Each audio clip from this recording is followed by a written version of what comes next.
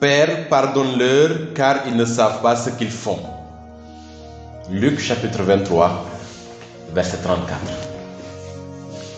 Père, pardonne-leur car ils ne savent pas ce qu'ils font.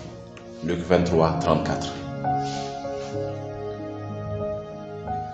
Frères et sœurs dans la foi, chers amis, nous poursuivons notre parcours sur le pardon.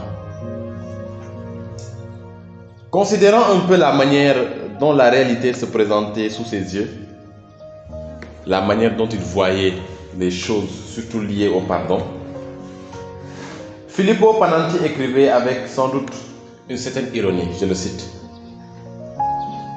Si perdona facilmente a quelli che non si ha la potenza di castigare. On pardonne aisément à ceux qu'on n'a pas le pouvoir de punir.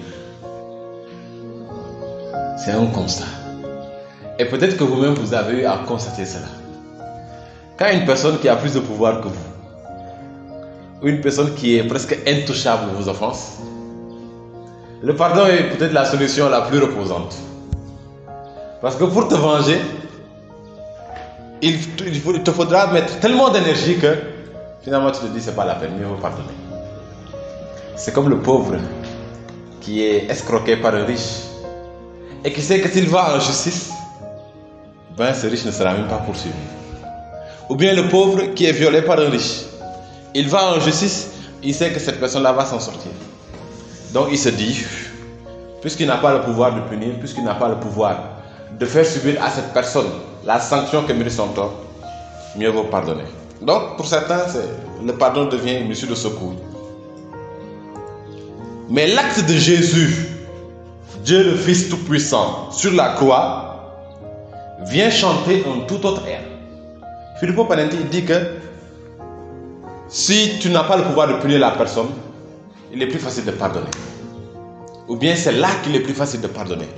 Mais Jésus vient avec une autre doctrine. Plus on a de pouvoir, plus on doit s'évertuer de pardonner aisément. Plus tu as du pouvoir, plus tu as la possibilité de punir, de sanctionner l'autre, plus tu dois t'évertuer à pardonner. Jésus est Dieu, n'est-ce pas? Jésus est Dieu. Il avait le pouvoir de griller ses bourreaux comme des caffes le jour de la crucifixion. Il avait le pouvoir de faire tomber le feu du ciel. Mais son amour ne fait pas de mal. Au contraire, il va dire sur la croix, Père, pardonne-leur car ils ne savent pas ce qu'ils font. La prière du puissant qui se fait faible. Pardonne-leur car ils ne savent pas ce qu'ils font. Jésus dit que ces bourreaux ignorent ce qu'ils sont en train de faire. Et cette mystérieuse ignorance a été mentionnée en 2 autres endroits dans les Saintes Écritures. Donc ça fait 3 fois. Dans le passage de Luc 23, 34, pardonne-leur car ils ne savent pas ce qu'ils font. En Jérémie 5, verset 3 à 4 aussi. Jérémie 5, verset 3 à 4, la parole dit ceci. Yahweh, vos yeux ne cherchent-ils pas la fidélité? Vous les avez frappés et ils n'ont pas eu de douleur. Vous les avez exterminés et ils n'ont pas voulu recevoir l'instruction. Ils ont endurci leur face plus que le roc. Ils ont refusé de revenir. Et moi je disais, ce ne sont que des petits. Ils agissent en ignorant car ils ne savent pas la voix de Yahweh, la loi de leur Dieu. Ignorance. 1 Corinthiens chapitre 2, les versets 6 à 8. Pourtant, il est une sagesse que nous prêchons parmi les parfaits. Sagesse qui n'est pas celle de ce siècle, ni des princes de ce siècle dont le règne va finir. Nous prêchons une sagesse de Dieu, mystérieuse et cachée, que Dieu, avant les siècles, avait destinée pour notre glorification. Cette sagesse, nul des princes de ce siècle ne l'a connue, car s'il l'avait connue, il n'aurait pas crucifié le Seigneur de la gloire. Ignorance. La plus lourde faute de l'homme contre Dieu, c'est-à-dire la crucifixion du Fils de Dieu sur la croix, Dieu lui-même dans son amour la rattache à l'ignorance. Et ça C'est extraordinaire. L'homme qui s'empare d'un innocent, qui le fait condamner à mort, qui le fait clouer sur la croix, cet homme-là est relaxé par le Fils de Dieu sous motif d'ignorance. Extraordinaire. Extraordinaire. Autrement dit, Jésus considère que si ces bourreaux étaient pleinement conscients de ce qu'ils faisaient et savaient à qui ils faisaient subir tous ces outrages, ils ne l'auraient jamais fait. Donc Jésus se dit que ces personnes-là agissent en fait par ignorance. Elles sont méchantes parce qu'elles ignorent, parce qu'elles ne savent pas. Oh, quel amour que d'excuser les fautes de l'autre en les mettant sur le compte de l'ignorance. Tout comme on excuse un enfant qui commet une bêtise. Si c'est un enfant, on dit quoi? Halele, hamul dara. Et automatiquement, tout est effacé. Même si l'enfant a pris le lait en poudre là et qui s'est saupoudré avec. Quand la maman vient, il est fâché, tout et tout. Le papa dit, oh, qui halele, qui hamul dara. Automatiquement, l'enfant est pardonné. On met ça sur le compte de l'ignorance. Et c'est comme ça que Jésus a agi avec ses bourreaux. Jésus excuse de même ses bourreaux devant Dieu le Père. Père, pardonne-le car ces gens sont des ignorants. Ils ne savent pas ce qu'ils font. Aristote, dans l'éthique à Nicomaque, écrivait à son niveau que sont involontaires les actes accomplis par contrainte ou par ignorance. Les actes accomplis par contrainte ou par ignorance sont involontaires. C'est-à-dire que moi, quand j'agis sans connaître véritablement la portée de mes actions, sans connaître véritablement leurs conséquences, sans connaître véritablement la personne à qui je fais cela, pour Aristote, mes actes-là sont involontaires. Alors, je voudrais que vous puissiez redire avec moi maintenant, et avec conviction, ceux qui me font souffrir le font par ignorance. Ceux qui me font souffrir le font par ignorance. Ceux qui me font souffrir le font par ignorance. Ceux qui me font souffrir le font par ignorance. Ils ne savent pas tout le mal qu'ils me causent et se causent eux-mêmes. Ils ne savent pas tout le mal qu'ils me causent et se causent eux-mêmes. Non, ils ne savent pas ce qu'ils font. Non, ils ne savent pas ce qu'ils font. Père, s'il te plaît, pardonne-leur. Père, s'il te plaît, pardonne-leur. Bien-aimés, certaines personnes sont tellement dans les filets de Satan que leur jugement s'est obscurci. Oui. Une personne qui va jusqu'à aller de région en région pour marabouter son frère ou sa soeur, à votre avis, est-ce que cette personne-là est consciente de ce qu'elle fait? Non, c'est-à-dire que cette personne, elle sait raisonner, elle sait parler, mais elle n'a pas la totale mesure, la totale conscience de la gravité de son acte. Son jugement est obscurci. Satan a fait de sorte que cette personne-là ne considère même plus le mal comme mal. Cette personne croit bien faire, même en faisant le mal. Et c'est ça ce qu'on appelle un jugement qui est faussé. Aujourd'hui, par exemple, les gens cherchent à réduire la population du monde. C'est un mal. L'homme n'a pas le droit de supprimer la vie de son prochain. Mais eux, ils se disent que c'est une bonne chose. Parce que la planète doit respirer. Parce que la planète est suroccupée. Donc pour eux, éliminer ou bien réduire la population est une bonne chose. Ça, c'est le piège de Satan. Nous faire croire que nos bonnes intentions, même si elles sont malicieuses, eh bien, c'est ce qui est bien pour tout le monde. Nous faire croire que le mal que nous choisissons, c'est quelque chose finalement de bien.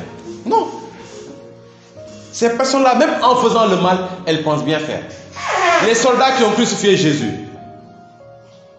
en le clouant, ils pensaient bien faire. Ils pensaient qu'ils étaient en train de punir un coupable. Les pharisiens, en clouant Jésus, ils pensaient qu'ils allaient supprimer un hérétique, qu'ils allaient supprimer un homme qui est dangereux pour la foi juive. C'est pourquoi ils ont fomenté contre lui un procès. Ils ont payé des gens pour qu'ils viennent mentir. sur ce que Jésus a dit et ce que Jésus n'a pas dit. Tout ça pour l'éliminer. Il y a un prêtre qui disait, si Satan savait qu'en faisant crucifier Jésus, ça allait entraîner le salut du monde, il ne l'aurait jamais fait. Il y a des choses que Satan ne sait pas. Seul Dieu est omniscient. S'il savait qu'en emmenant Jésus à la croix là, qu'en poussant les hommes à le tuer, ça allait entraîner le salut de l'humanité, il n'allait jamais le faire. Mais c'est parce que, comme disait Saint Augustin, Dieu est tellement puissant qu'il est capable de tirer du bien à partir de n'importe quelle sorte de mal. Même la croix. Parce que la croix était un synonyme de désespoir. C'était la fin. Mais c'est à partir de la croix que nous obtenons la vie. Alors, c'est par ignorance que beaucoup de personnes vous font souffrir. Et si ces personnes-là avaient la totale lumière sur le mal qu'elles sont en train de faire, elles n'allaient jamais y persévérer. Si Dieu leur faisait voir toutes les conséquences de leurs actions, pas seulement les conséquences prochaines, mais les conséquences futures. Si Dieu faisait voir à quelqu'un qui va chez un marabout pour tuer son frère, s'il lui faisait voir l'enfer qui est lié à cette œuvre-là, vous pensez que la personne va persévérer? Non! Mais c'est parce que ses yeux sont voilés, Satan lui dit, oh, c'est ce qu'il faut faire. Et même ces personnes ne croient pas, beaucoup de ces personnes ne croient pas en l'enfer, en l'existence de l'enfer. Ceux qui font vraiment le mal ne croient pas en l'existence de l'enfer. Ils vont vous dire, l'enfer n'existe pas, ça c'est des histoires. Et c'est ce que Satan leur fait croire. Vous pensez que ceux qui donnent leur âme au diable, ceux qui font des pactes là, Satan leur a dit, après il y a l'enfer. Non, il ne va pas leur dire ça. Il va leur dire, tu vas mener une vie de bonheur. Il ne va même pas leur parler de la vie après la mort. Parce que s'il leur parle de la vie après la mort, ils vont le quitter. On dit, oui, Taslam, Géo, Kenduko, Doré. Ouais. On commence par le chant qui clôture la fête. Non. Alors il leur cache ces choses-là. Il leur cache ces réalités afin que les personnes continuent dans l'obscurcissement. Et Satan, quand vous voyez, Satan, il s'arrange toujours pour que la lumière ne parvienne pas à ces personnes. Vous allez voir que souvent ce sont des personnes qui n'aiment pas méditer la parole de Dieu. Des personnes qui ne vont pas à la messe, qui se ferment. C'est-à-dire que tous les moyens que le Seigneur déploie pour les amener à la lumière ne leur parviennent pas. Aujourd'hui, cette personne-là, si elle allait peut-être à la messe, elle allait entendre une parole d'évangile ou bien une parole de prédication qui allait la conscientiser. Mais Satan, sachant cela, va maintenir la personne à la maison. Il va dire, ne sors pas. N'écoute pas les enseignements, n'écoute pas les conseils des gens, car ce sont des menteurs, ils sont des hypocrites, etc. Et alors la personne demeure dans son péché, elle demeure dans ses ténèbres. C'est pourquoi, s'il te plaît, bien-aimé, toi qui es fils et fille de la lumière, toi qui es dans la lumière même, toi qui as accueilli la lumière, s'il te plaît, pardonne et pardonne toujours. Comme on dit en Wolof, dans la compréhension. Jésus a été très compréhensif. Il n'a pas condamné. Étienne a imité Jésus. Le diacre Étienne. Seigneur, ne leur compte pas ce péché. Parce qu'Étienne se disait aussi que ces gens ne savent pas ce qu'ils sont en train de faire. Beaucoup de martyrs ont agi ainsi. Quand on les tuait pour la foi, Seigneur, ne leur compte pas ce péché, car ils ne savent pas ce qu'ils font. Un parent qui se lève pour vous détruire, Seigneur, ne lui compte pas ce péché, car il ne sait pas ce qu'il fait. Quand un parent va jusqu'à vouloir sacrifier la vie de son enfant, c'est qu'il est perdu. Il n'est plus maître de lui-même. Monseigneur Tourniol Duclos disait que la sorcellerie, c'est une possession. C'est une possession. Il dit que quand l'esprit de sorcellerie entre dans la personne n'est plus maître d'elle-même. Dans la vie réelle, elle est capable d'avoir pitié. Elle est capable de compassion. Mais une fois qu'elle est dans la sorcellerie, il n'y a plus de pitié, il n'y a plus de sentiment. Il n'y a plus de sentiment. Et toi qui es fils de la lumière, toi, si tu ne parviens pas à comprendre ces personnes, à les aimer et à les accompagner, qui les aidera à s'en sortir? Personne. Personne. Car comme dit Jésus, l'ennemi, tout ce qu'il cherche à faire, c'est de tuer, de voler et de détruire. L'ennemi ne va jamais les réveiller. Au contraire, il va les endormir davantage afin de pouvoir, à la dernière minute, s'emparer de leur âme pour l'éternité. C'est ça, son projet. Alors ne te lasse pas. N'écoute pas les mauvais conseils de ton cœur, de ton esprit ou de ton entourage. Écoute Dieu. Rien que Dieu pardonne et pardonne toujours. Je vais vous lire le témoignage d'un roi qui s'appelait Othon Ier. Un roi qui a eu à vivre une difficile expérience de pardon, un peu comme Pierre. Alors, pendant le règne d'Othon Ier, c'est un Allemand, les grands vassaux se révoltèrent à plusieurs reprises. À leur tête se trouvait même le duc Henri, qui était son propre frère. Donc là, tu es là, tu es empereur. Au lieu que ton frère te soutienne, c'est lui-même qui mène la révolte contre toi pour te renverser. Vaincu en différentes rencontres par Othon, 3 fois condamné à mort, mais gracié à la prière de sa mère Mathilde, il se révolta une 4e fois. Vous imaginez? Ton propre frère essaie de te renverser 3 fois. Tu le condamnes 3 fois à mort, ta maman intervient en te disant, s'il te plaît, pardonne. Tu pardonnes. Et une 4e fois, ce même frère revient pour te renverser. L'empereur, énervé, ne voulut plus entendre parler de pardon. Bien qu'ayant perdu tout espoir, Henri, le coupable, se laissa persuader par sa mère de tenter un dernier effort pour obtenir sa grâce. C'était la veille de Noël de l'an 945. Othon Ier assistait avec les grands de l'Empire à la messe de minuit dans la cathédrale de Quedlinbourg. Après l'élévation, Henri paraît dans la cathédrale en habit de pénitent, s'avance vers l'autel et se jette aux pieds de l'empereur. Othon fixe sur lui un regard sévère et lui dit « 3 fois déjà je t'ai pardonné, n'en demande pas davantage. Dans 3 jours, ta tête sera coupée. » En ce moment, le célébrant ouvrit l'évangile et tomba sur le passage où Saint-Pierre demande à Jésus-Christ « Seigneur, combien de fois dois-je pardonner à mon frère quand il pêche contre moi ?» Jusqu'à 7 fois. Et Jésus de répondre « Je ne te dis pas jusqu'à 7 fois, mais jusqu'à 70 fois 7 fois. » Matthieu 18, 22. À ces paroles, l'empereur se sentit touché jusqu'aux larmes. Et non seulement il pardonna à son frère rebelle, mais il le serra dans ses bras et lui donna le duché de Bavière.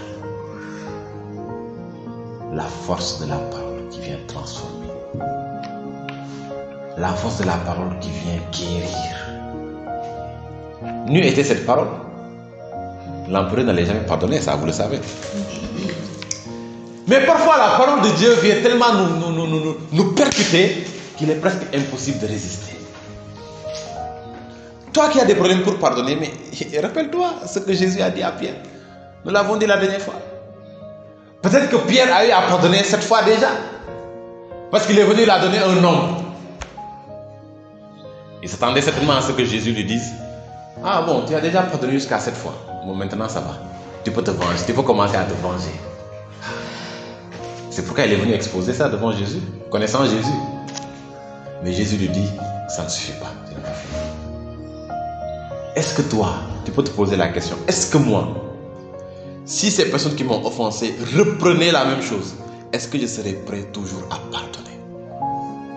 Quelqu'un a dit hier que le pardon, c'est un pas de tous les jours, chaque jour. Aux mêmes offenses, il faut accorder le même pardon. Pardonner, pardonner. Et finalement, vous allez prendre l'habitude de pardonner. Les autres vont dire, ouais. Quand tu pardonnes beaucoup, Satan inspire les autres de te traiter de nyak fayda. Ouais, c'est ça. Qui devient nyak fayda quoi? C'est Satan. Hier, Jésus nous a dit, fais attention à toi-même. C'est quoi être nyak fayda? Si Dieu a accepté, entre guillemets, d'être nyak fayda, alors nous acceptons d'être nyak fayda. Le Fils de Dieu qui quitte son trône et sa gloire éternelle, qui vient dans notre humanité là, subir la chaleur, la haine, subir le poids de nos péchés. Accepter que ses propres créatures le flagellent. Première humiliation. Le couronne d'épines, lui crache dessus, le crucifie.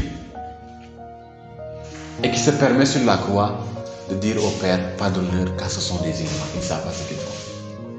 Kooku entre guillemets ñàkkul fayda loolu du ñàkk fayda bu dee loolu mooy ñàkk fayda kon nañu ñàkk fayda ñun ñëpp acceptons ce ñàkk fayda là parce que si ça c'est un ñàkk fayda, ça c'est un ñàkk fayda qui va nous sauver. C'est la voie que le Seigneur nous a montrée. La gloire de Dieu n'est pas à l'image de la gloire du monde. Quand nous cherchons à marcher sur la gloire de Dieu ou vers la gloire de Dieu, parfois nous sommes obligés de passer par l'humiliation du monde. Car pour le monde, être glorieux, c'est être respecté de tous, être au-dessus de tous. C'est pas venir sur tous. Mais pour Dieu, la gloire, c'est être serviteur de tous. S'abaisser au-dessus de tous. Quel que soit maintenant notre grade. C'est la gloire que le Seigneur attend de chacun de vous. Beaucoup de personnes recherchent délivrance après délivrance, sans un grand résultat, et finissent par croire que ce sont les prières qui sont inefficaces. Oui. Elles sont à toutes ces personnes, elles sont à toutes les prières de délivrance. Très informées. Tout le calendrier annuel est chargé de prières de délivrance. Mais rien ne se passe. Rien n'évolue.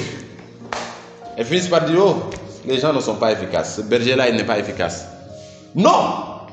C'est que leurs cœurs sont tellement remplis de rancune, de ressentiment, de haine, qu'aucune grâce ne peut les toucher facilement sans faire de coude à coude à toutes les décombres qu'elles croisent en route. Quand votre cœur est rempli de ressentiment et que la grâce arrive, elle est obligée de faire du coude à coude. Comme un basketteur qui a le ballon et qui se protège. La grâce est obligée de se protéger contre les décombres qui sont dans votre cœur, mais pour parvenir à vous. C'est compliqué. Et c'est pourquoi le processus est lent. Le processus d'exaucement est lent, car le cœur est encombré. Libérez vos cœurs, les gars, libérez vos cœurs. Même en informatique, une mémoire interne, un disque dur externe, une clé USB, une carte SD qui sont remplies ne peut plus rien prendre. Si votre téléphone vous signale espace de stockage plein, est-ce que vous pouvez par miracle faire rentrer quelque chose dedans? Si vous passez toute la nuit à intercéder, même rien ne va rentrer. C'est plein, c'est plein. La délivrance, je vais vous donner une image. La délivrance, c'est comme un antivirus. La délivrance, c'est comme un antivirus qui vient analyser tes dossiers et détruire tous les virus présents qui menacent ton système. D'accord? Mais l'antivirus lui-même, pour l'installer, tu as besoin de quoi? Tu as besoin d'espace disque. Ouais. On n'installe pas un antivirus dans un disque déjà rempli. Tu as besoin d'espace pour que cet antivirus puisse s'installer en toi et commencer son travail au niveau de tout le système. Alors tu as besoin de pardonner pour que ton cœur puisse se libérer et que la délivrance puisse s'installer. Le pardon est la clé de la délivrance. Le pardon est la clé de la délivrance. Même si l'esprit n'a plus où s'accrocher en toi, s'il voit que tu n'as pas pardonné, il va toujours s'accrocher à ce refus de pardonner. Il va toujours dire, je refuse de sortir parce que cette personne-là, jusqu'à présent, il n'a pas pardonné. Oui, tu as chassé l'esprit d'impudicité, tu as chassé le mari de nuit, la femme de nuit et tout. Tout ça là, je ne tiens plus. Mais je m'accroche à encore une chose, elle n'a qu'à pardonner. Tant qu'elle ne va pas pardonner, je vais m'accrocher à ça. Oui. Vous vous rendez compte?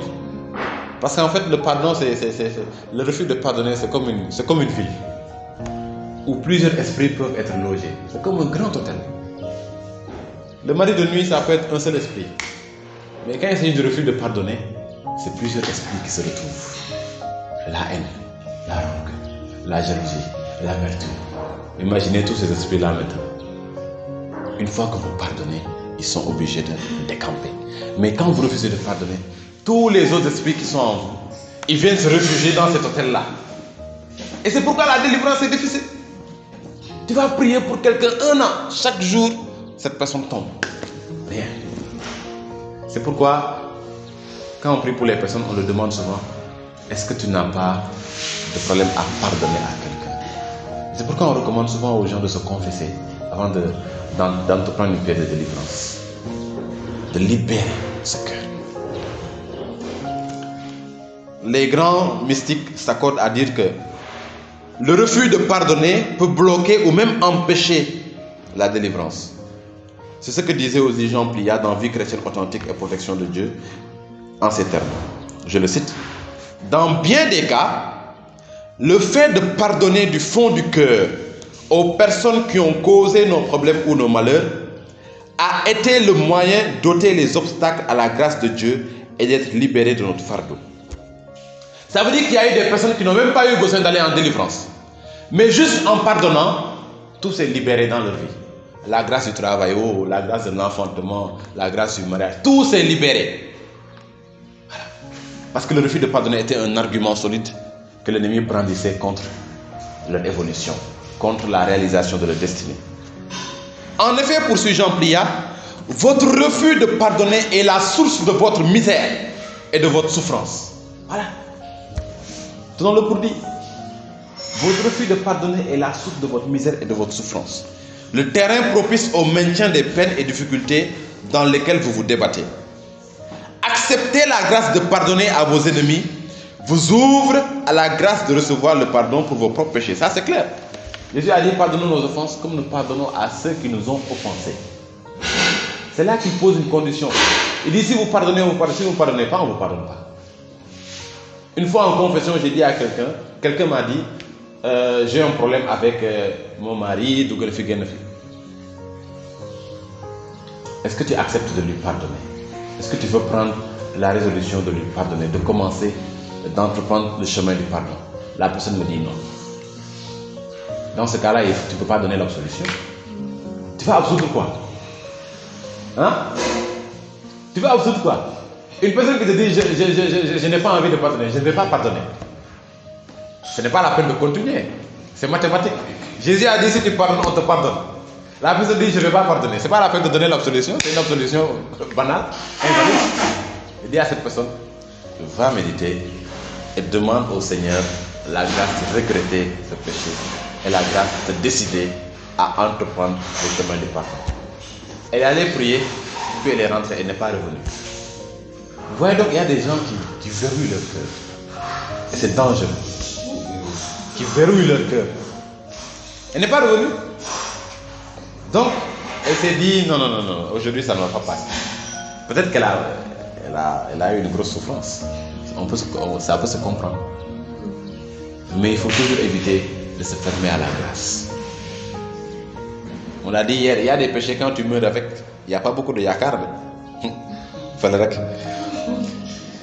Jean Pliat continue en disant, accepter la grâce de pardonner vous permet de briser vos chaînes et d'accueillir les bénédictions de Dieu et de la prospérité. Aujourd'hui, il y a des grâces de voyage qui sont cachées derrière le pardon. Il y a des grâces de l'enfantement qui sont cachées derrière le pardon. Il y a des grâces de construire de grosses maisons qui sont cachées derrière le pardon. Oui. Amen. C'est possible. J'ai déjà parlé de Amen. Mais c'est ça. Plus le pardon est difficile, c'est-à-dire plus la plaie est profonde, plus le pardon est difficile, plus la bénédiction qui vient derrière le pardon est immense. Ouais.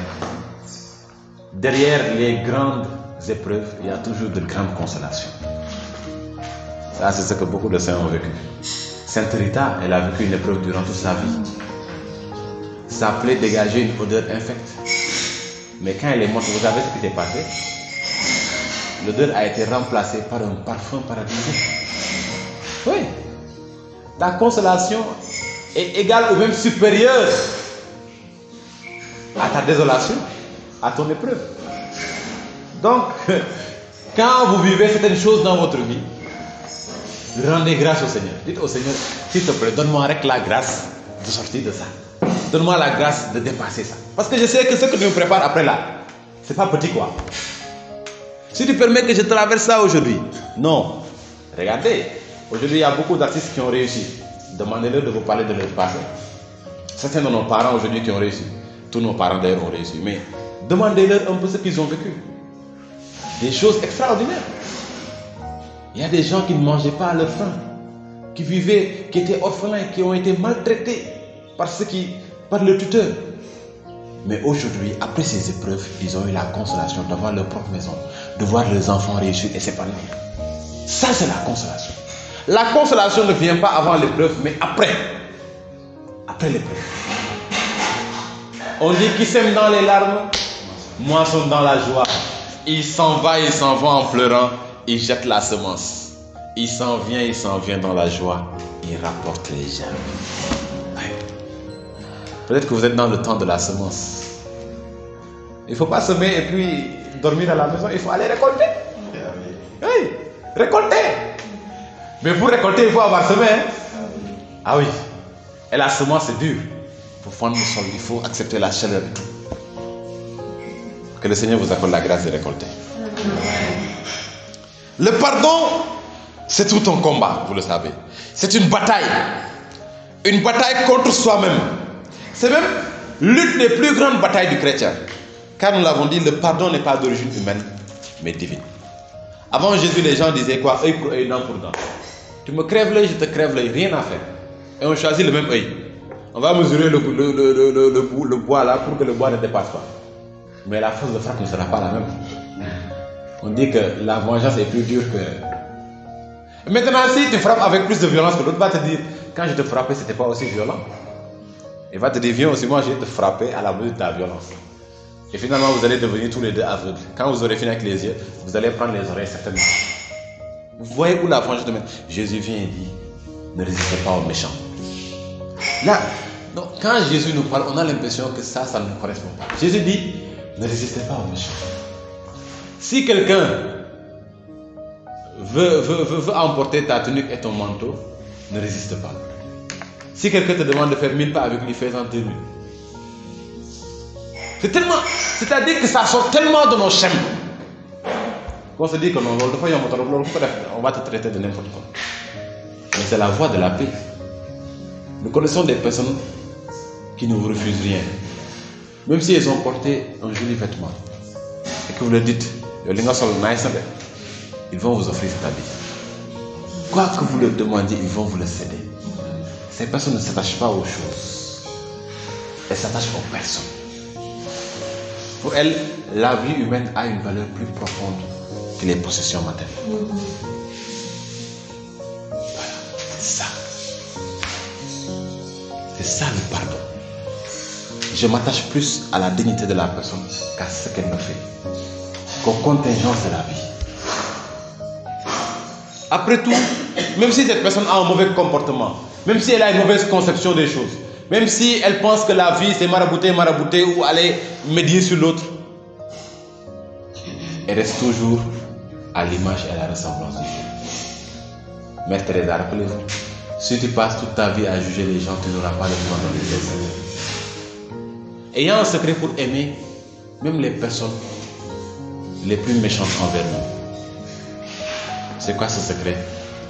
C'est de demander toujours la grâce de se concentrer sur leurs qualités.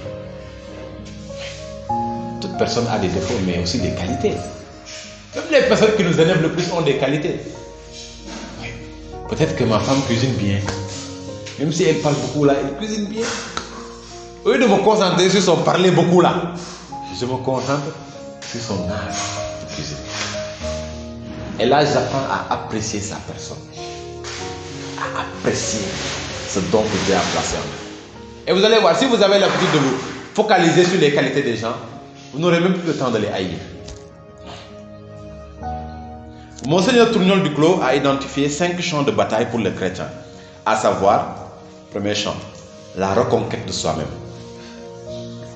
Nous avons dit tout à l'heure que le pardon est une bataille. Premier champ que Monseigneur Duclos identifie, c'est la reconquête de soi-même. Deuxième champ de bataille, la bataille pour la famille. Troisième, la bataille pour la communauté locale, c'est-à-dire la paroisse. Quatrième, la bataille pour son pays. Et cinquième, la bataille pour l'église. 5 pôles.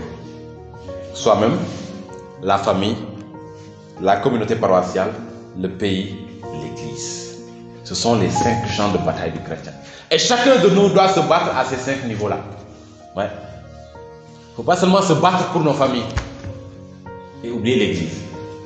Il ne faut pas seulement se battre pour nous-mêmes et oublier notre pays. Dans nos paroisses, par exemple, vous aurez constaté que les choses évoluent parfois très lentement ou difficilement, car les cœurs ne sont pas unis. Ouais. On vit, nous tous, dans des paroisses où parfois les choses ne vont pas à la vitesse normale. Le curé lance un projet, il y a des CEB qui coopèrent, il y a des CEB qui ne coopèrent pas. Et parfois, à la tête de ces CEB-là, il y a des gens qui pensent que l'église appartient à leur papa ou maman et qui veulent décider de ce qui se fera et de ce qui ne se fera pas. Mais les gens qui étaient là quand Jésus instituait l'église. Voilà. Et ces querelles, cette désunion des cœurs fait que les choses avancent de manière très lente. Et Monseigneur Duclos écrit qu'il faut alors mener la bataille pour la communauté locale. La bataille pour la paroisse.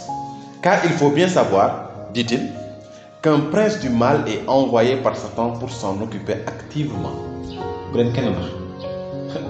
Chacune de nos paroisses là, je ne vais pas dire est gérée, parce que ce n'est pas géré par ça.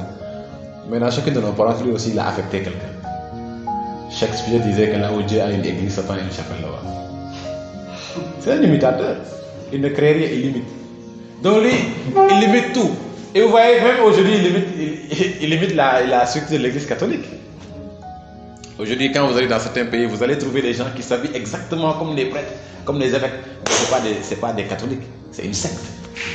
Pour tromper. Oui, attention, hein, tous ceux qui portent étoiles. C'est une secte, mais nous, on peut les reconnaître. Parce que quand on les voit, déjà quand on voit leur chapelle, par exemple la secte rose mystique, ces gens-là, ils s'habillent comme des prêtres, comme nous, comme des évêques. Mais quand on voit le décor de leur chapelle, vous savez que c'est une secte. Parce qu'une secte, c'est facile à reconnaître. Ils sont partout dans le monde. Ils sont surtout dans la sous-région. Rose mystique. Donc il faut faire très attention. Ils mettent des images. Non, c'est différent de rose croix. C'est différent de rose croix. La rose mystique. J'ai vu ça dans le net. Voilà. Voilà. Qui ordonnent aussi des. C'est ça, c'est des sectes qui trompent les gens. Et ils ont mis des vierges dans l'église, je pense. Ben oui, c'est ça. Parce que Satan, c'est un imitateur. Il trompe pas l'imitation, il veut te faire croire que c'est la même chose. D'ailleurs, aujourd'hui, beaucoup de catholiques ont été traînés dans les sectes avec cette parole. Oh, c'est la même chose, venez. On les attire et une fois qu'ils sont là, on commence à les endoctriner, à le dire dans l'église catholique, vos prêtres vous cachent ceci, vous cachez là. On ne vous cache rien du tout. On dit en Wolof, quand tu dis à quelqu'un, si je viens dire à Marie-Père aujourd'hui, Alphonse te cache quelque chose. Même si, a priori, ça ne lui fait rien, mais une fois qu'il sera seul, ses pensées vont revenir et vont dire, mais pourquoi Abbé m'a dit qu'Alphonse me cache quelque chose? Elle va même commencer à croire à ce que j'ai dit, même si ce n'est pas vrai. Tu vois, c'est comme ça qu'il faut. Il dit, dans chaque paroisse, un prince du mal est envoyé pour s'en occuper activement. Il est là pour empêcher que la paroisse puisse grandir, puisse évoluer. Et ce prince du mal, il commence au niveau des équipes pastorales. C'est dommage quand vous voyez dans une paroisse une équipe qui ne parvient pas à s'entendre. Alors qu'au départ, tout allait bien. Je vais vous dire une chose. Un petit détail, un tout petit détail peut gâcher la vie d'une équipe. Non, c'est extraordinaire. Un tout petit détail, de rien du tout. Vous pouvez vous lever le matin, vous amuser, vous jouer ensemble au foot et tout. Avant le soir, chacun est de son côté. À cause d'un petit détail. Non, c'est extraordinaire. Le gars, il est méchant. C'est-à-dire, dès qu'il voit une étincelle, il court. Pour que le feu puisse grandir. C'est comme ça qu'il fait. C'est pourquoi il faut faire attention aux détails. Satan est dans les détails.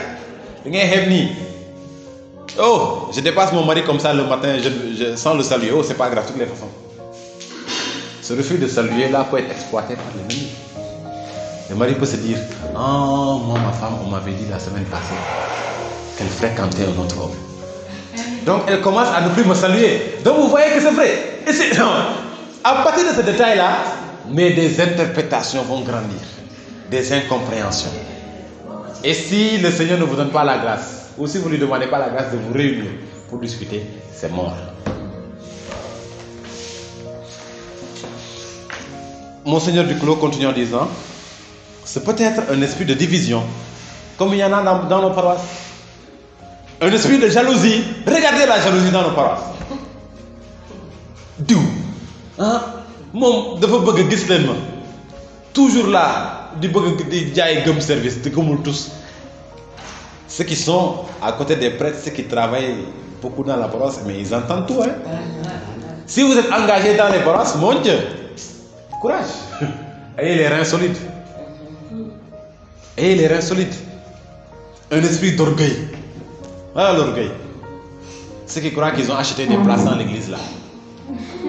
Tu viens de t'asseoir sur le place là, ils arrivent et te disent, lève-toi. Si. Hein? Si. Ouais. Si. À Saint-Paul. Tout ça, on va donner le nom de paroisse. Vous voyez, non. C'est-à-dire, ça, on peut trouver ça dans toutes les paroisses. L'esprit d'orgueil, ça existe. Non. Si, ou bien dans certaines entités, si, tout le monde, de donner Kenem. Sans moi, les choses ne peuvent pas marcher. Il y a des gens qui se croient indispensables. Et finalement, ils finissent par former des sortes de partis politiques dans l'église. Oui. Même pour certaines élections, on voit maintenant des gens qui partent campagne en bas. Oui. Coordination des jeunes, chorale, il y a des gens qui partent campagne en bas. Vous savez, avec nous, ah non. Non, mais justement. Alors, tout ça, c'est des manigances de l'esprit du prince là que Satan a placé là. Il dit, toi je te confie telle paroisse. Divise-moi cette paroisse là. Que rien ne puisse marcher. Que rien ne puisse marcher. Et même si tout marche bien, il va essayer de faire en sorte que le prêtre soit tellement surchargé qu'il n'ait plus le temps de veiller sur ses fidèles. Il y avait, c'est une histoire spirituelle qu'on rencontre, c'était un vieux prêtre qui vivait dans une sainteté absolue. Alors quand Satan est venu le visiter, il a trouvé plein de jeunes démons là-bas qui étaient là attristés.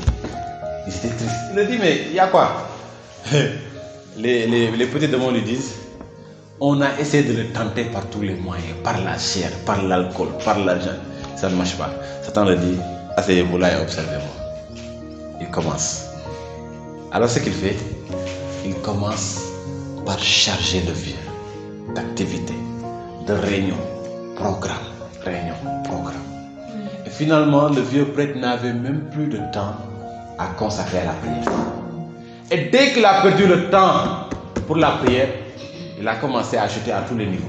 Paf, paf, paf. Et c'est là que son ministère a pris un coup.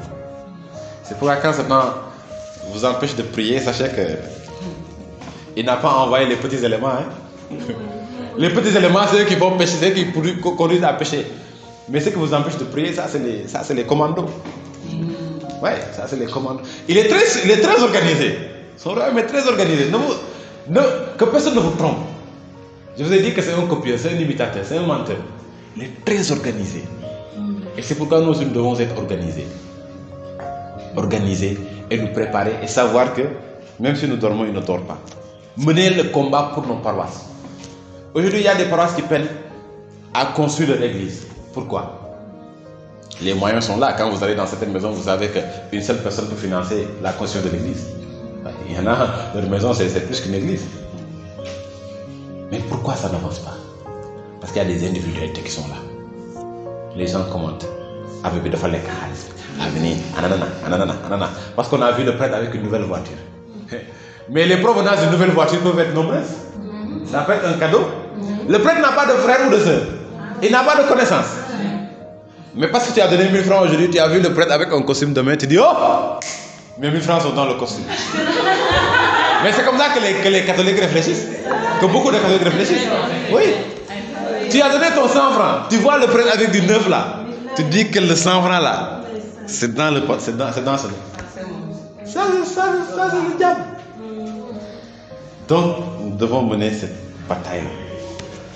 Aussi, peut-on dire que le pardon dans nos paroisses est un facteur de croissance sociale et de développement. Aujourd'hui, dans nos paroisses, il faut qu'on apprenne à se pardonner. Il faut qu'on apprenne à grandir. Il y a des gens qui ne collaborent plus à cause de tiraillements de ce genre-là. Ils ont eu des problèmes. Ou bien, l'un a été démis de ses fonctions après une élection et l'autre a pris sa place. Et automatiquement, une haine naît entre eux. Une rivalité, une concurrence. Pourquoi? Parfois, tu te demandes, est-ce qu'on sert le même Jésus-Christ? Parfois, dans les chorales, entre les maîtres de chœur. N'est-ce pas? Oui. Concurrence. Est-ce qu'on sert le même Jésus? Dans les mouvements d'action catholique, chacun va essayer de détruire le nom de son proche. C'est irresponsable. Sans le pardon, rien ne peut avancer.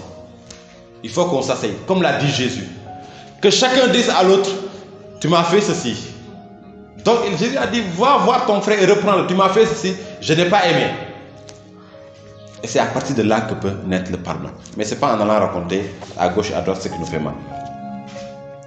Selon Saint Bernard, si Jésus a pris la peine de crier vers son Père en disant « Pardonne-leur car ils ne savent pas ce qu'ils font », c'est pour nous apprendre à prier pour ceux qui nous persécutent. Ouais. C'est pour que cette prière devienne notre prière. Et maintenant, je veux que chaque fois que tu seras offensé, que tu dises automatiquement « Seigneur, pardonne-lui car il ou elle ne sait pas ce qu'il fait. » Voilà. Et vous voyez, quand vous mettez les fautes des gens sur le compte de l'ignorance, ça vous libère. L'humanité va vous dire mon côté. Est-ce que mon côté? Apparemment mon côté. Mais au fond, est-ce que mon côté? Il y a des gens, on a dit ça hier. Les gens qui sont blessés et qui blessent font plus mal. Parfois certains vont blesser parce qu'ils sont détruits au fond d'eux-mêmes. Donc taïko, en apparence comme ça, mon côté, parce qu'il est conscient. Mais au fond, taïko, c'est quelqu'un qui a besoin de s'épancher, de se vider, de manifester son mal-être. C'est pour nous apprendre à prier comme lui-même. C'est pour que toi, tu ne sois plus tenté de prier contre ceux qui te veulent et te font du mal, mais toujours pour eux et en leur faveur. À partir d'aujourd'hui, notre prière doit changer. Nous ne devons plus prier contre nos ennemis. Hey, on est fort pour ça, les catholiques, les chrétiens, ça je veux. Seigneur, détruis-les, tue-les, renverse-les. Feu. Est-ce que Jésus a invoqué le feu sur ces gens-là? Vous vous rappelez le passage où Jean dit à Jésus, nous sommes entrés dans un village et les gens n'ont pas voulu nous recevoir. Donne-moi l'autorisation d'envoyer le feu du ciel pour les griller. Jésus lui a dit quoi? Jésus l'a sermonné sévèrement. Et Jésus n'est pas dans un...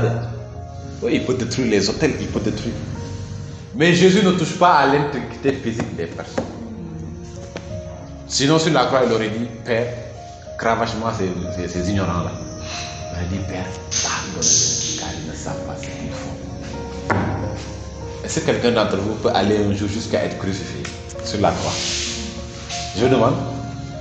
C'est pas possible. Paul dit, vous n'avez pas encore souffert vous n'avez pas encore résisté jusqu'au sang. Jusqu'au sang. Peut-être on est tombé malade et tout. Mais on n'a pas encore résisté jusqu'au sang. Jésus allait jusqu'au sang. Voir sa créature lui faire subir des choses ignominieuses et oser dire qu'ils ne savent pas ce qu'il fait. En commentant l'évangile de Jean 16, versets 29 à 33, Saint Silouane écrivait justement, je le cite, « N'est-ce pas le Seigneur lui-même qui a dit, le royaume de Dieu est en vous? C'est maintenant que commence la vie éternelle. Je vous en prie, mes frères, faites-en la preuve. Si quelqu'un vous offense, vous calomnie, vous enlève ce qui vous appartient, et même s'il est un persécuteur de la Sainte Église, priez Dieu et dites, Seigneur, nous sommes tous tes créatures. Aie pitié de tes serviteurs et amène leur cœur à la pénitence. Alors tu sentiras la grâce dans ton âme. Certes, au début, tu dois faire un effort pour aimer tes ennemis. Ouais. Mais le Seigneur, voyant ta bonne volonté, t'aidera en toutes choses et l'expérience elle-même t'indiquera le chemin. Shakyamuni, un illustre personnage du bouddhisme, donnait ce conseil. Vous savez que le bouddhisme a existé bien avant le christianisme.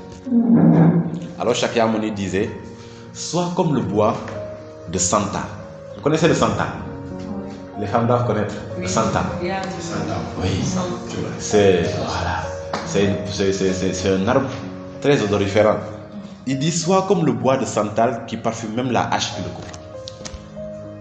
Quand on prend une hache pour couper du santal, après le parfum du santal reste sur la hache.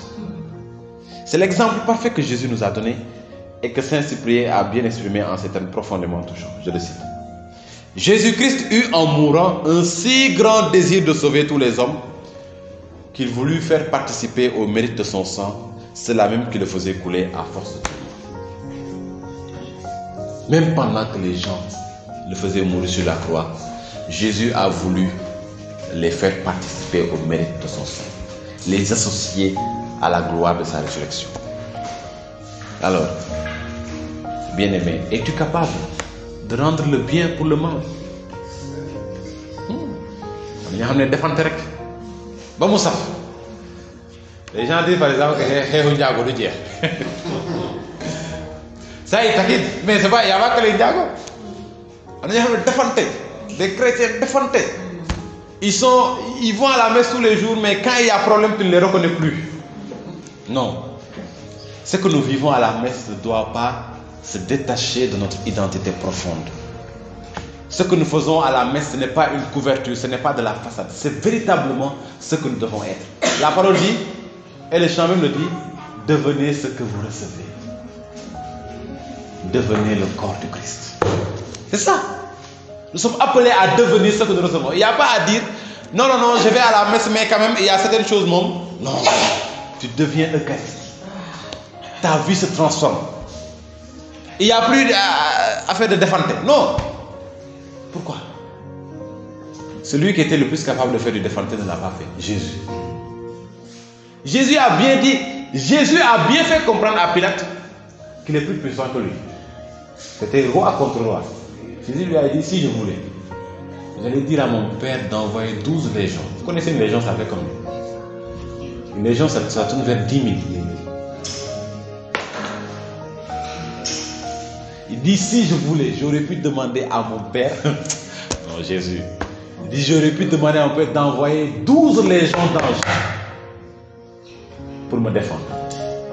Mais alors, comment les Écritures s'accompliraient-elles? Madame Malogun Fom, de ma samaram. Dans les doxul jam. Pilate a dû suer. Hein? Il dit, mais ce gars-là, il parle de légions d'anges. Pilate, il a des légions humaines. Le gars, il parle de légions d'anges. Un seul ange, si vous lisez le livre d'Ézéchiel, un seul ange a ravagé une armée. Un seul ange. Un homme ne peut pas combattre un ange, c'est pas possible. Et 12 légions d'anges. C'est pour raser toute la terre. Jésus lui dit, si je voulais, de moi c'est mort. Mais je ne le ferai pas. Et c'est ça le chrétien. Tu vois quelqu'un qui te fait du mal, tu dis dans la tête. Moi, si j'utilisais simplement mes âmes de chrétien, je pourrais te faire du mal. Mais je ne le ferai pas. Je suis un enfant de Dieu. J'ai le pouvoir de Dieu en moi. Si je décrète, les choses vont s'accomplir. C'est pourquoi Jésus dit ne maudissez pas. Parce que si vous maudissez, ça va s'appliquer. C'est ça. Jésus ne dit pas ne maudissez pas parce que simplement il ne faut pas maudire. Non. C'est parce que la parole est créatrice. Et quand tu prononces une parole de malédiction, ça s'applique. Quand Jésus a maudit le figuier s'est desséché. Il y a un prêtre qui était allé dans une évangélisation là, dans un village. Le village l'a poursuivi à coups de bâton et de hache. En sortant du village, le prêtre a secoué la poussière de ses pieds. Je ne sais pas qu'est-ce qu'il a dit. Toujours est-il que quelques heures après son départ, le village a pris feu. Incendie grave, toutes les cases. Les membres de ce village ont été obligés de s'exiler pour survivre. Rien ne restait dans le village. Il faut pas me dire, hein. Si un prêtre vous dit il faut aller demander pardon. Il faut dire, hey, même si vous offensez quelqu'un, il vous dit vraiment vous l'avez dit, demandez-lui sincèrement pardon. Il ne faut jamais me dire, parce que ça s'applique. faut imiter Jésus, qui était puissant, qui connaissait sa puissance, mais qui n'a pas voulu l'exercer. Par amour. C'est ça le pardon. Es-tu capable de saluer avec amour et sincérité une personne qui veut clairement ta chute et qui te veut du mal? Ça aussi c'est quelque chose. Saluer son ennemi. Jésus a salué son traître. Il n'a pas seulement salué, mais il a mangé avec lui. Il n'a pas seulement mangé avec lui, mais il lui a donné à manger. En sachant que Judas allait le trahir. Donc, les disciples n'avaient rien compris de ce qui se jouait. Quand Jésus disait ce que tu as à faire, fais-le vite, les gens pensaient qu'il lui disait va payer ce qu'il y a à payer. Jésus savait.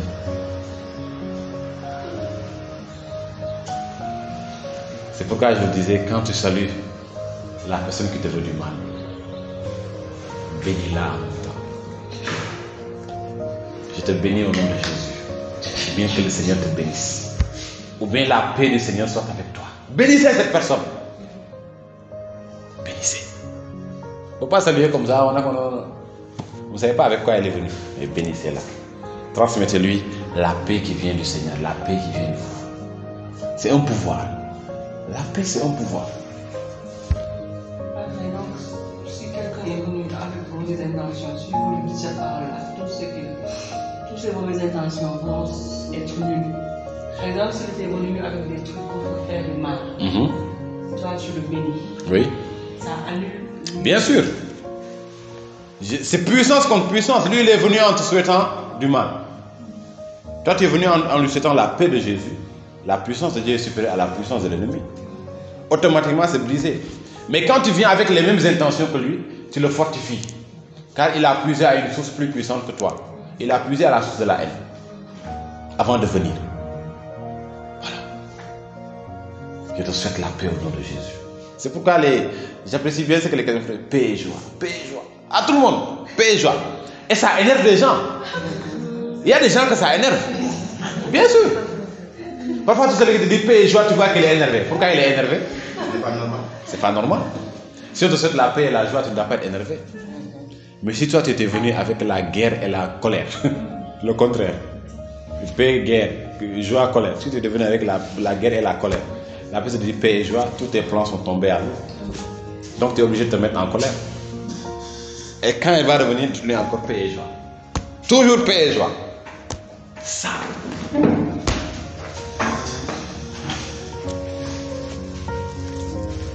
Je voudrais que tu répètes avec moi maintenant. Je décide de devenir comme du santal. Je décide de devenir comme du santal. Je resterai bon même au cœur de l'ingratitude. Je resterai bon même au cœur de l'ingratitude. Je pardonnerai même au cœur de la plus sombre méchanceté. Je pardonnerai même au cœur de la plus sombre méchanceté. Car je le fais non pour plaire à un être humain. Car je le fais non pour plaire à un être humain. Mais pour plaire à Dieu et ressembler à Jésus-Christ. Mais pour plaire à Dieu et ressembler à Jésus-Christ. Ressembler à Jésus-Christ, plaire à Dieu. L'Église de Jésus-Christ enseigne dans son catéchisme que le pardon est un sommet de la vie chrétienne. Le pardon est un sommet, pas seulement de la vie chrétienne, mais de la prière chrétienne. Pour employer le terme exact. Le pardon est un sommet de la prière chrétienne. Le don de la prière ne peut être reçu que dans un cœur accordé à la compassion divine. Cela signifie simplement que parfois tu n'as même pas besoin de t'étaler en longue prière. Parfois tu n'as pas besoin de ça. Parfois là, le Seigneur, tu es là, le Seigneur. Le Seigneur il dit à Marie, mais dis-lui simplement de pardonner. Et le dossier est validé. Pourquoi ils se fatiguent ici à se mettre à genoux du matin au soir? Pardonne. Et c'est dévolu. En faisant juste l'effort de pardonner ce que tu dois pardonner, tu es automatiquement exaucé. Je dis, il y a beaucoup de dossiers qui sont en attente. Ils sont en attente, hein? Ils sont en attente. Parce que le Seigneur, il te dit, il faut pardonner. Il faut valider ce truc-là. Tu pardonnes tous tes dossiers là en attendant qu'ils soient exaucés. C'est ça. Il y a beaucoup de témoignages comme ça. Si vous allez, vous pouvez en lire, si vous pouvez en entendre.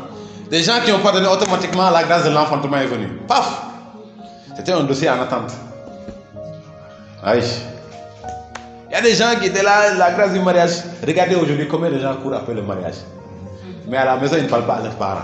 Toi, tu veux te marier comment? Toi, avec maman, c'est chaud comme du feu bouillant. Avec papa, c'est chaud. Tu t'entends avec personne, mais tu cours après la grâce du mariage. Dans quel cœur tu vas accueillir cette grâce-là? Tu n'as plus d'espace disque. Alors répète après moi, le pardon est un sommet de la prière chrétienne. Le pardon est un sommet de la prière chrétienne. Parfois, il vaut mieux pardonner. Parfois, il vaut mieux pardonner Que de passer des heures à la prière. que de passer des heures à la prière Sans pardonner. sans pardonner. Voilà. Et puis la haine, c'est tellement fatigant. Hey, ça pompe tellement d'énergie. La haine. Elle n'est pas. Déjà, tu auras des cheveux blancs à 30 ans. Avec beaucoup de maladies. Tous les jours, tu seras à l'hôpital. Pour des antibiotiques. Des maux de tête. Toi, tu sais bien ce qui crée tes maux de tête là. C'est pas le soleil, c'est ta haine là, ton cœur. Ton cœur qui est lourd là, c'est ça qui te pèse à la tête. Parce que tu dois tout le temps calculer. Le gars qui vit dans la haine, il passe tout son temps à calculer. C'est le plus grand des mathématiciens. Il calcule. Tu dois tout le temps calculer tes réactions quand tu es en face de la personne concernée. Est-ce que je dois sourire? Est-ce que je ne dois pas sourire? Est-ce que je dois lui parler? Est-ce que je ne dois pas parler?